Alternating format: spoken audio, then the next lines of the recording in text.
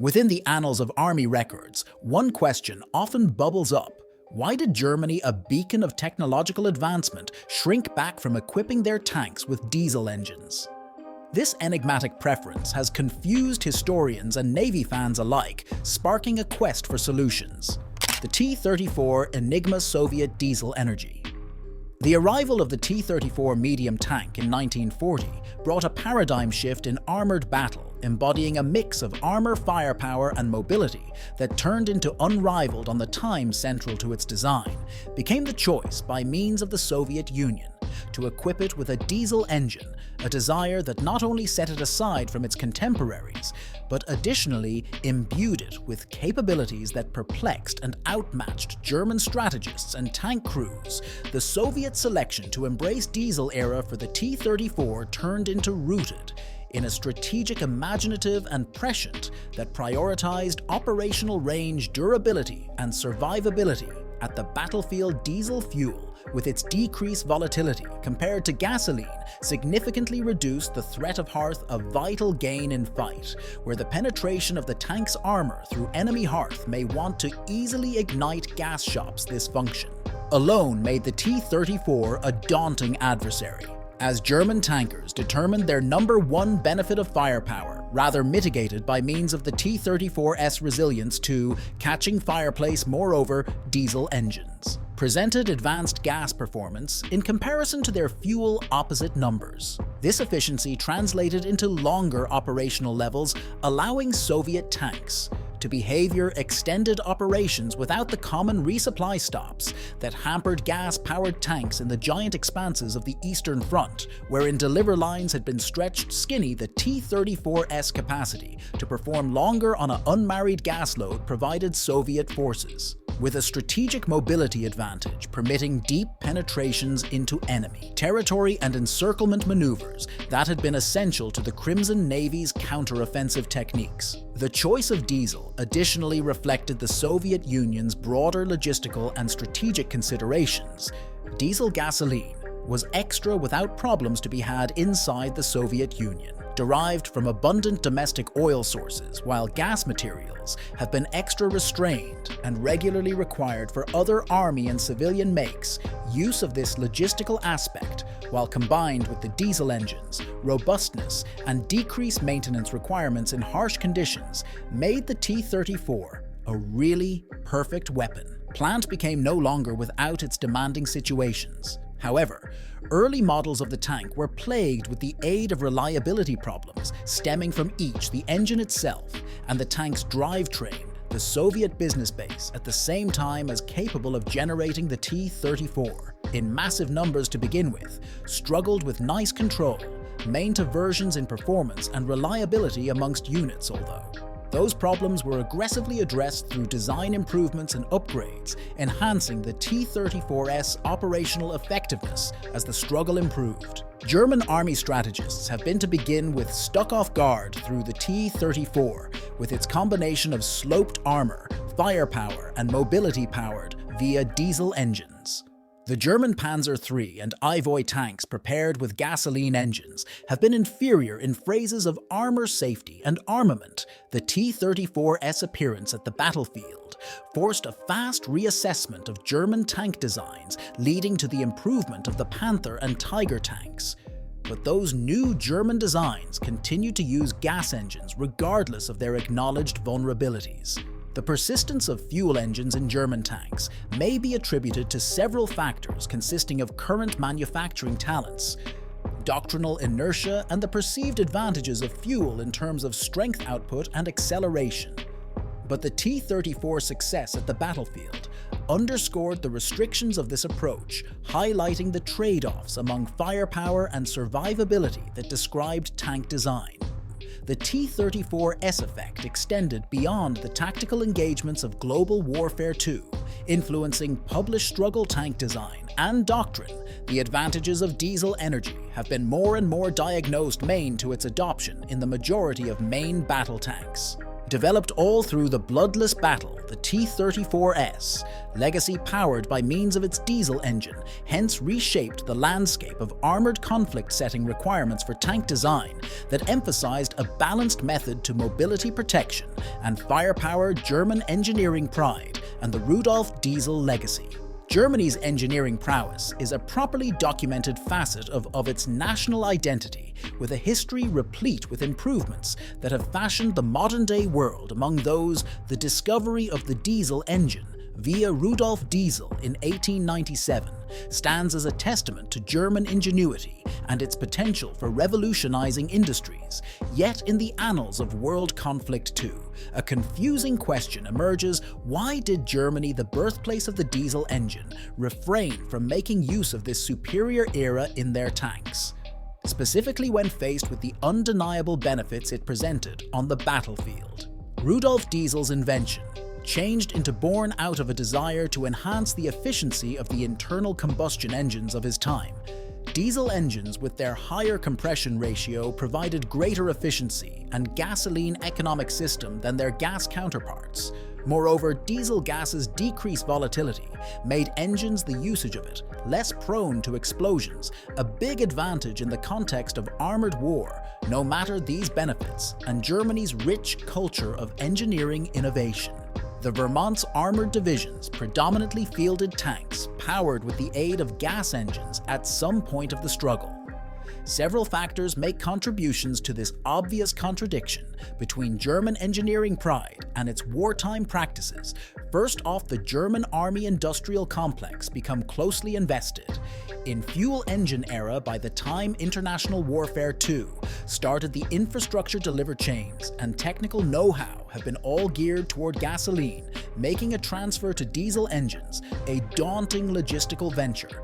This become compounded by using the pressing needs of a swiftly escalating warfare, which prioritized instant production and deployment over lengthy-term technological innovation in tank layout. Furthermore, the Blitzk method, which depended on speed, maneuverability, and shock effect, become idea to be higher served by using the excessive power output and acceleration traits of gasoline. German tank designers therefore centered on maximizing those attributes, leveraging their present technological base and manufacturing competencies. The emphasis turned on creating a force able to delivering fast and decisive victories, with much less attention given to the operational and strategic blessings diesel engines might provide in phrases of variety and survivability. Another thing influencing Germany's reluctance to adopt diesel engines for tanks turned into Rudolf Diesel's personal legacy. Notwithstanding his pioneering paintings, the good-sized business adoption of diesel engines changed into still in its infancy. On the outbreak of World War II, diesel engines have been broadly speaking utilized in maritime and commercial applications, where their benefits in fuel performance and protection were maximum pronounced. The addition of this technology for excessive speed, excessive performance army motors provided demanding situations that the German engineers had been either unwilling or unable to surmount in the constraints imposed. With the aid of the wartime financial system, there was additionally a psychological size to this choice-making manner. German engineering pleasure, deeply rooted in a lifestyle that celebrated technological innovation and superiority, would possibly have contributed to a sure diploma of complacency. The initial successes of the Vero's Panzer divisions, powered with the aid of traditional gas engines, bolstered the notion in the adequacy of current designs. This overconfidence in the face of rising proof of diesel's advantages meditated a broader reluctance to impeach installed doctrines and adapt to changing technological landscapes. The irony of Germany's failure to capitalize on the diesel engine, a generation pioneered with the aid of one in all its very own, did not cross, ignored with the aid of contemporaries and historians alike, the Soviet Union's success deployment of diesel-powered T-34 tanks highlighted the strategic and tactical shortcomings of the Vermont's reliance on gas engines. These tanks' superior variety, reliability, and safety presented a stark evaluation to German models, underscoring an overlooked opportunity for leveraging home innovation to Germany's gain, the logistical labyrinth of war, the equipment of conflict. Whilst frequently glorified for its might and power is essentially certain by using the chains of logistics for wartime Germany, those chains have been especially constricting given the large expanse of the struggle and the inherent boundaries of the US resources. The logistical demanding situations confronted by the 1-3 Reich have been large, encompassing the whole thing from ammunition deliver to troop actions, but among those gas deliver issues stood as a crucial determinant within the strategic selections that shaped the war together with the pivotal desire of engine sorts for its armored motors. Germany's struggle machine became closely reliant on oil, a useful resource that the USA becomes sorely missing. In contrast to the Allied powers, especially the United States and the Soviet Union, which had abundant domestic oil reserves, Germany was pressured to rely upon imports and synthetic gasoline production to fulfill its desires. This reliance on imported oil became a strategic vulnerability that the Allies exploited, targeting and production facilities in bombing campaigns. The scenario became similarly exacerbating by the German career of territories that, while resourcer, had been logistically tough to make the most fully due to sabotage resistance actions and the sheer distances involved in this context. The decision to power the Vero's tanks with gasoline engines in place of diesel became no longer simply a technical or tactical desire. However, a logistical one, gas though less green than diesel, changed into the Satan. Recognized that the German military had constructed its mechanized doctrine round gasoline-powered automobiles with set-up deliver chains and upkeep practices. Transitioning to diesel in spite of its benefits might have required a big logistical overhaul, changing fuel, deliver lines, retraining mechanics, and modifying current storage and transport centers. The choice of gasoline engines was additionally stimulated by means of the nature of the German conflict attempt. Blitzk techniques predicated on velocity and marvel necessitated engines that could deliver excessive performance and rapid acceleration. Gasoline engines on the time had been higher applicable to these requirements than diesel engines, which, even though greater gasoline efficient and much less vulnerable to hearth, could no longer match the energy output and responsiveness of their gasoline.